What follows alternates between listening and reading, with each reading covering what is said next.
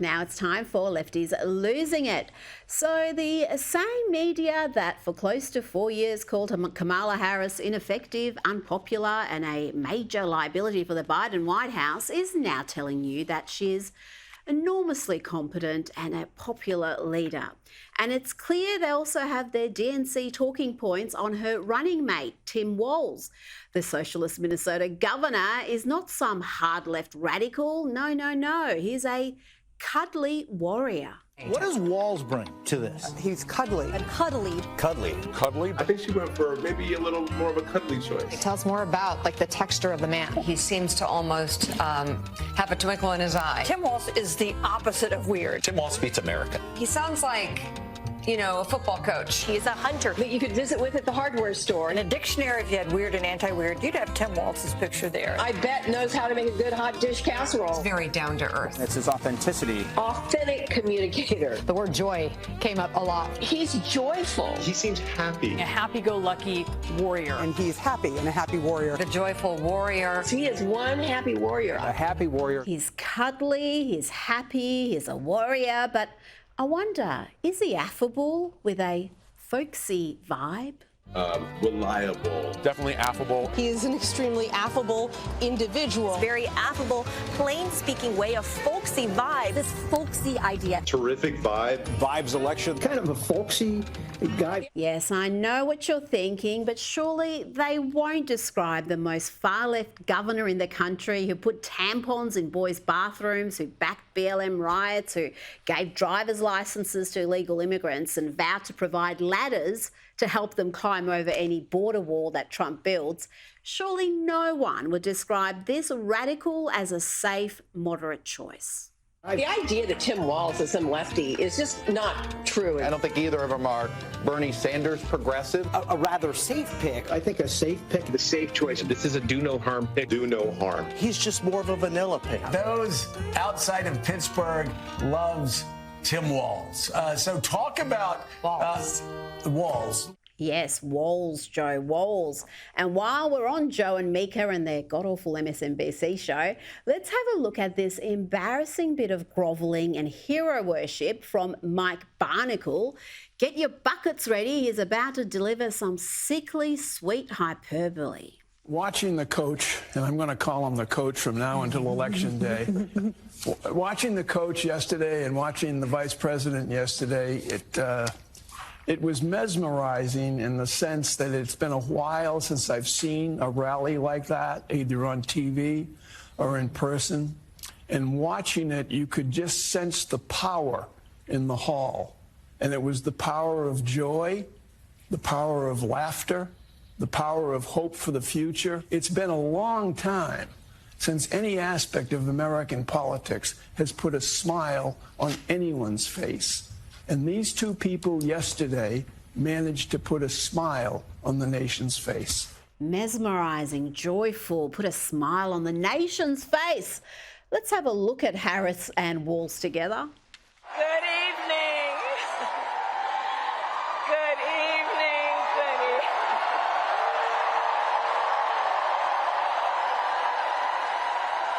Good evening, everyone. Good evening. Good evening. Oh dear.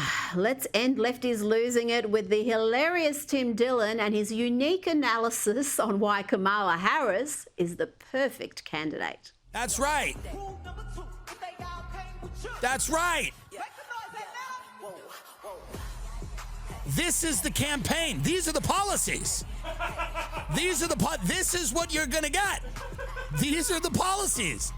This is what you're voting. You're voting for this. They have their perfect candidate. Half Indian, half black, attractive woman. Every billionaire on earth, this is, if you were going to build a robot in a lab that would be secretly controlled by billionaires, it is Kamala Harris. If Kamala Harris did not exist, billionaires would have to invent her. Half Indian, half black, attractive woman, childless. She's a career, or should I say bish, B-I-S-H. Kamala Harris would have to be invented if she did not already exist. She is hollow in the best way, Meaning certain people, when they are hollow, there is something deeply uneasy about them because some of them would want to not be hollow. There is some humanity in them that is trying to escape. Kamala is so at home with her hollowness. She has been eaten by ambition. It is stage 4. It has gone to the brain. It is that laughter. It is that kind of, she is perfectly comfortable with being used as a tool by other people. And we'll have plenty more Lefties Losing It content with my next guest. And let's start with the Republican vice presidential candidate, JD Vance, doing the media's job for them and approaching Air Force 2 to demand Kamala Harris answer some questions for a change.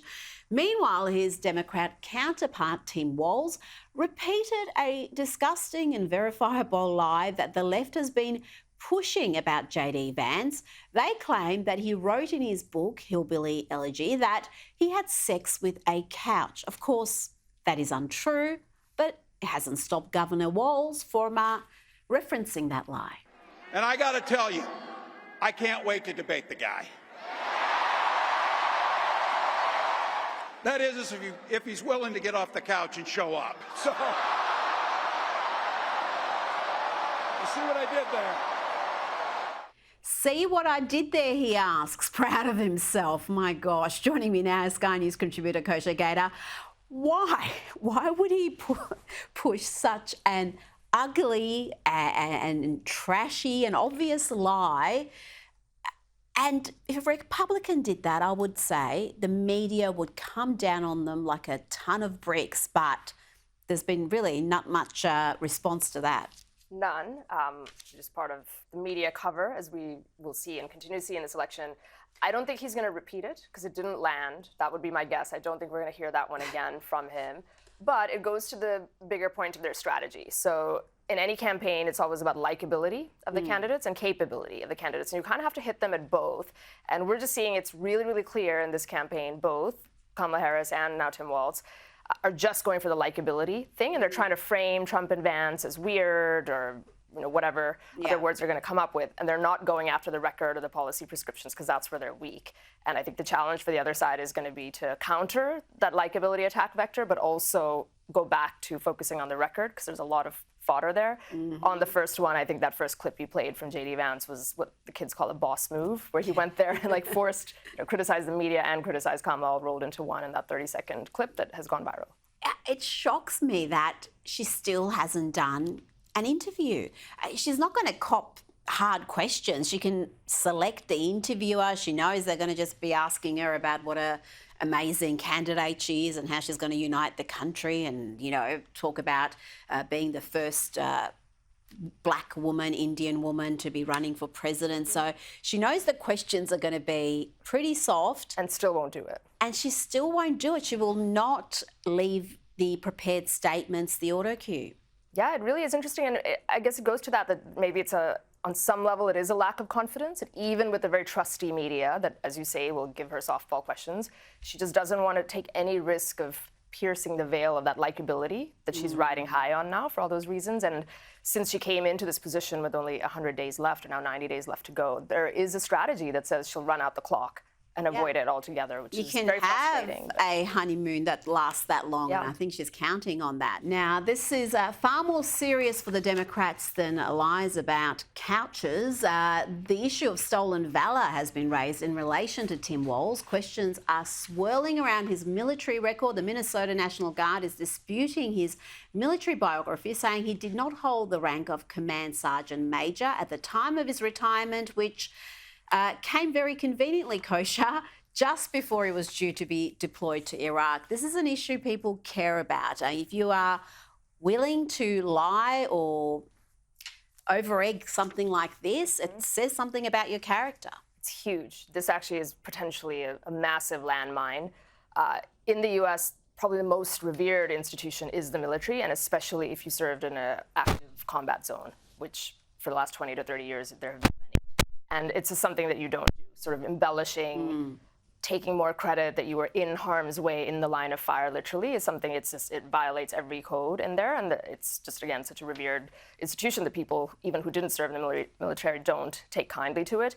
He did serve in the National Guard for 24 years, so that's good. That is an honorable record. He should stick with that, but there is video footage coming out of where he's used words that claim that he was actually in Afghanistan and the line of fire, and that will not age well. However, it is also important to remember for the other side that he is at the bottom of the ticket. So there is, I think, a limitation to how much that'll damage the whole thing. And they, again, need to just not get distracted with this too much and keep their eyes trained on top of the ticket and all of Kamala's many vulnerabilities. Well, this is an issue that is going to come up in the debates, I think, the vice presidential debates in particular, because we know JD Vance did serve. He was boots on the ground in the battlefield, and yet former Speaker Nancy Pelosi questioned whether he'd been in combat. JD Vance has criticized him as never having been in combat. And, has he? Has he? Well, has JD Vance been in combat? Well, I think he was over in Iraq, I think. Oh, goodness me. I can't believe some of the things she said during this interview. It's always about projection with the left. And Nancy also has revealed that Joe Biden is not speaking with her since she encouraged him to step down from the 2024 race. Have you spoken to President Biden since he dropped out? No, I have not. Do you hope to? Yes, I hope to. Yeah. We're all busy. Is everything okay with your relationship? You'd have to ask him, but I hope so. I think we know why she made those absurd calls for him to be added to Mount Rushmore, like Biden up there with Jefferson and Washington. She played a not insignificant part in this quiet coup that has installed Kamala Harris. Yes, she was quite icy there. I think I call it the coup sandwich, where up until the point where it was obvious that something had to be done because he was cratering, Biden was cratering with the Democrat base. She always was playing nice and was being supportive of him outwardly whenever asked. There are many clips about that. Then the moment came, and you're right, she is reportedly one of the key figures in the mutiny that the party staged against him. And then she's closing the sandwich with Mount Rushmore and very effusive things, and I think that's all part of the strategy. She knows exactly what she's doing. On the first piece, I mean, she stumped Andrea Mitchell there about the service with JD Vance. What she's doing and others are doing is they're trying to segregate between paratroopers, soldiers, artillerymen who actually are carrying weapons and fighting opposition versus those who are in other roles like doctors, lawyers, communication specialists, which is what JD Vance was. So she's trying to draw that distinction. But the point is he was in the battlefield and any bomb could be dropped on any base at any time for people, regardless of what role you're in. Versus Tim Walz he was in the war zone. He was in the war zone. He was in peril along with his fellow soldiers. He was a Marine, wasn't he? He was, and again, you have to be pretty elite to be among the ranks of the Marines. Now, the Democrats have been pushing this line, particularly about JD Vance, but also Republicans in general, calling them weird. This weird line has really taken hold. And the Trump campaign has used that very word to attack Harris's vice presidential pick, Tim Walz. Let's have a look at the ad. What could be weirder than signing a bill into law that requires schools to stock tampons in boys' bathrooms? Or weirder than signing legislation allowing minors to receive sex change operations? Try electing the man who signed those bills, Vice President of the United States. Enter Chief Weirdo Tim Walz. As governor of Minnesota, Walz supported legislation that endangers minors, hurts women, and puts radical ideology ahead of common sense. Now Kamala wants Walz to enforce those laws on a national scale. Tim Walz, too weird, too radical. Too weird, too radical, Chief Weirdo. They've taken that word and run with it. And I know you said Walz is Veep, so it's really Kamala's got to be their focus of the Republicans' campaign. But the fact that she has picked this radically left running mate, given her record is very left-leaning, the most left-leaning senator, I think it was judged in 2019, that says something. And some of the things he has backed, like putting sanitary products in boys' bathrooms in schools, fourth graders, giving access to really quite irreversible treatments for very young people who think they're in the wrong body. Also giving driver's licenses to illegal immigrants. I mean, that has got to hurt the Democrats coming up into the election. The two places where the VP pick does matter is one is exactly what you said. It's a reflection of the thinking and judgment of the top of the ticket. So it is sort of a mirror back to Kamala, who made that decision for various reasons, reportedly. And then the other cardinal rule they say with the VP is whoever you pick, the upside historically doesn't show that they necessarily help carry a particular state or a geography, but the downside does. So it has to be someone who does no harm to your ticket. Yeah. There's a lot there, to your point, where his positions on record, because he's a sitting governor and he was a sitting congressman before that, are very much to the left of the center of gravity of the country. It really is. And so that is going to come out, all that stuff that they're playing, and the weird word, I guess, they're just, doing turnabout. But the media, again, is trying to rebrand him as some sort of safe, centrist, no-risk choice. I just played a clip of MSNBC, CNN, ABC, all of them parroting this line that, no, this is a safe pick. It's not a radical lefty at all. Now, we spoke yesterday about Walz's staunch support for the Black Lives Matter movement that saw much of Minneapolis descend into chaos as protesters ran riot.